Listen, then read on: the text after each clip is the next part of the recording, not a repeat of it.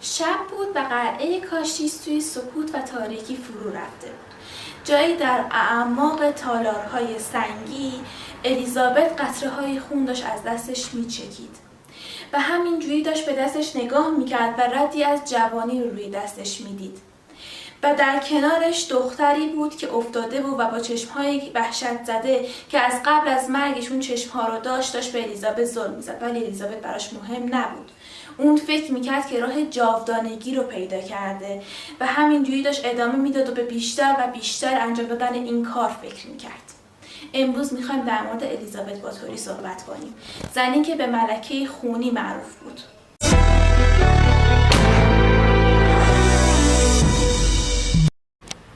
در 7 اوت 1560 الیزابت باتوری در قلعه نیر باتور به دنیا آمد.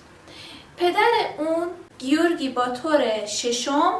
که اینقدر پرنفوذ بود و در سیاست و جنگ‌های اروپا نفوذ زیادی داشت و مادرش آنا باتور که اونم یکی از اصیلزاده‌ها خاندان شاهزاده‌های ترانسیلوانیا بود و این به این معنی بود که الیزابت واقعا آدمی بوده که خیلی با اصالت بوده، از هر دو طرف، هم از طرف مادر هم از طرف پدر اصالت تمام داشته و واقعا خون اشرافی توی رگاش جریان داشته و از همون کودکی هم مشخص بوده که آینده خیلی خوبی در انتظارش، چون این بچه خیلی با اصالت بوده و در اون زمان هم خیلی توی مجارستان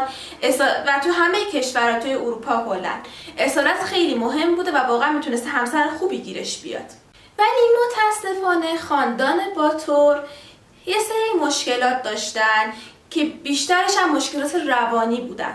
و خب اون عصر هم عصری بوده که خیلی به سحر و جادو، به جادوی سیاه خیلی علاقه نشون میدادن و خانواده باتوری هم همین شکلی بودن. عموش شیطان پرست بوده و عمش جادوی سیاه رو انجام میداده و به غیر از اون مشکلات روانی سادیسمی هم داشتن و توی اون زمان شکنجه کردن برده ها، دهقان ها، اون کسی که زیر دست بودن خیلی مثل این که باب بوده و